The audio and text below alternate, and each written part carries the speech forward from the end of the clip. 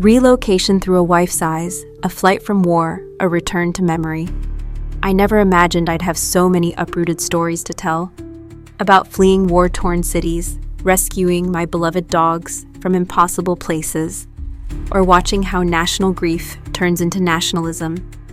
And yet here I am, setting down the events that carried my husband away from home, then drove me to follow. These pages capture our journey from a grandmother's wartime letters hidden in an attic trunk to modern train rides across Kazakhstan. Some chapters will reflect on the extraordinary lengths I took to keep our dogs safe in transit, while others will face a reality where everyday people are coaxed into nationalist views. At the heart, though, is one truth I keep coming back to. We all long for a place to belong, even when that place can no longer hold us. Part 3.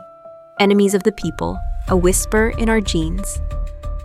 In a quiet corner of Western Belarus, where Polish and Belarusian traditions once intermingled, my family's story takes root. My great-grandfather, Adam Anton Domazwich Kowalski, was a renowned shoemaker in his community, his skilled hands crafting sturdy footwear for the people he served. Few could have foreseen that those very hands, celebrated for their craft, would soon be silenced by the relentless wheel of history.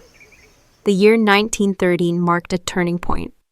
Western Belarus was absorbed into the Soviet Union, a change that for many ethnic Poles did not signal liberation, but the onset of a harrowing ordeal. As the new regime imposed forced Sovietization and depolonization, repression swept through towns and villages. It wasn't only ex-officials and intelligentsia who suffered. Ordinary workers, like my great-grandfather, found themselves ensnared in an atmosphere of fear and suspicion. Extrajudicial panels of the NKVD, known as special boards, wielded the label "enemy of the people" to decide fates without trial. It was one such board that condemned my great-grandfather. His life, so full of quiet dignity, was cut short when, in December 1941, he was unjustly sentenced to 5 years. And then, almost immediately, executed. The bitter question of why a simple shoemaker was branded this way haunts our family still. Decades later, in 1991, his rehabilitation provided a stark testament to the brutal political motivations that had driven his persecution. This dark memory of repression, seemingly etched in our very genes, reverberated within me when, in 2023, a desperate instinct urged me to save my husband. Meet Alexey, the voice of the land. Our family tree split along two divergent paths. One branch took root beneath the looming presence of St. Petersburg, where I was born, while the other flourished in a Belarusian village, the backdrop of my earliest, warmest memories. Summers in that village smelled of fresh milk, cut grass, and the unmistakable aroma of my grandmother's golden potato pancakes sizzling in a cast-iron pan.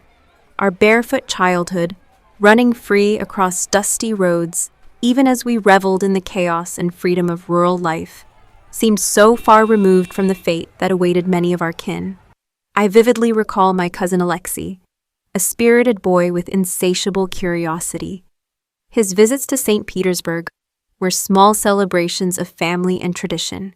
We once marveled at the imposing military tanks and armored vehicles that dotted the cityscape, unaware that these symbols of raw power had once spelled doom for countless lives.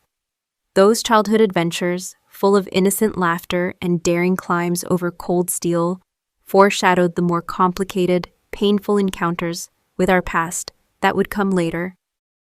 Everything shattered when Russia unleashed its full-scale war in Ukraine. Once united voices turned bitter, and the ideology of war drove a wedge between us. In a single conversation with Alexey, I felt an irreparable rift, a crack that revealed how deeply our worldviews had diverged. From that fateful February in 2022, our correspondence ceased.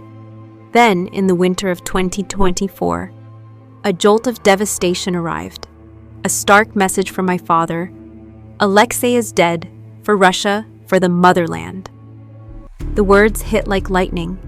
My cousin, who had barely begun to live, was lost. Not through natural causes or fate, but because of a warped duty to a state that had driven him to sign a fatal contract with its military. Alexey, who had labored in a military factory and struggled with loneliness and bitter conflicts, was caught in a tragic spiral of self-destruction. In a matter of months, he vanished from our lives, leaving behind only fractured memories and unanswered questions. I carry a heavy burden of regret for not reaching out to him in those last years, for not dispelling his loneliness, for not doing more to save him. "Alexey, forgive me," I whisper in my solitude, mourning not just his death, but the loss of potential, the shattering of a kindred spirit caught between two worlds. This chapter, like the ones before it, reminds us that the past often echoes loudly into our present. It is a meditation on loss, repression, and the quiet, unyielding courage that runs through our genes, a force that compels us to act when history threatens to repeat itself. Stay tuned for the next installment as we continue to unravel the complex tapestry of memory, survival, and the indomitable human spirit.